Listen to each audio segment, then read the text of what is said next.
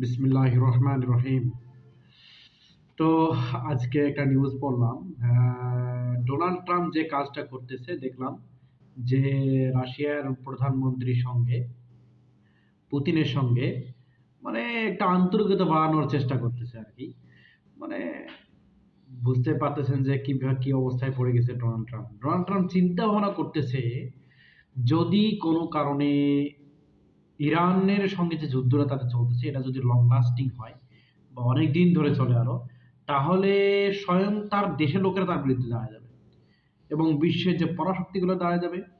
অর্থাৎ মানে বিশ্বের মধ্যে একটা মোটামুটি আমেরিকা নিজে নিষেধাজ্ঞার মধ্যে পড়ে যাবে।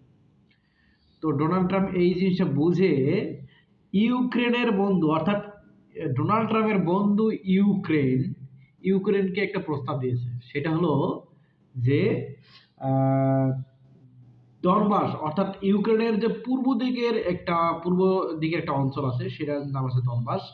সেইটার নিয়ন্ত্রণটা পুরোটাই যুক্তরাষ্ট্রকে দিয়ে দিছে, মানে দিয়ে দিতে বলতেছে আর কি। মানে ব্যাপারটা হচ্ছে কি যে এটা দিলে দেখা গেল যে কি মানে রাশিয়ার একটু সিম্পিটি পাবে আর কি। হ্যাঁ, রাশিয়ার সিম্পিটিটা পাওয়ার জন্য মূলত হচ্ছে ডোনাল্ড ট্রাম্প এই কাজটা করতেছে। আর এইদিকে তো ডোনাল্ড ট্রাম্প যে প্রস্তাবনা দিয়েছে সেই প্রস্তাবনা তো নাকচ করে দিয়েছে অলরেডি কি ইরান। এবং আরেকটা ব্যাপার হচ্ছে যে ডোনাল্ড ট্রাম্প আসলে চাচ্ছিল যুদ্ধটা যেন খুব দ্রুত শেষ হয়ে যায়, কিন্তু ইরান চিন্তা ভাবনা করছে যে এই যুদ্ধ শেষ যুদ্ধ। এই যুদ্ধের পরে যেন আর কোনো পরাশক্তি, শুধু আমেরিকাই নয়, কোনো পরাশক্তি যেন ইরানের বিরুদ্ধে কথা বলতে না পারে।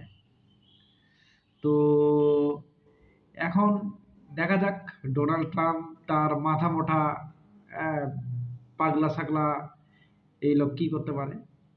আলটিমেট সে দেখতে পাচ্ছে যে আলটিমেট আসলে বিশ্ব পুরোটাই তার বিরুদ্ধে যাচ্ছে। হ্যাঁ, মানে এদিকে আফগানিস্তানে আবার গতকাল সামরিক অভিযান চালিয়েছে হচ্ছে পাকিস্তান।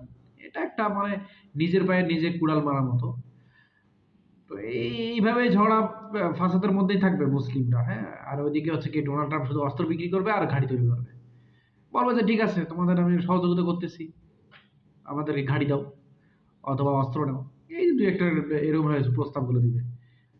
আমেরিকা এই কাজটাই করে আসছে যখন থেকে সে পরাশক্তিতে পরিণত হয়েছে, তখন থেকেই সে হচ্ছে গোটা বিশ্বে যুদ্ধ কোনো না কোনো ভাবে কোনো না কোনো জায়গায় যুদ্ধ লাগিয়েছে এবং প্রত্যেকটা যুদ্ধের পেছনে আমেরিকার মদদ আছে।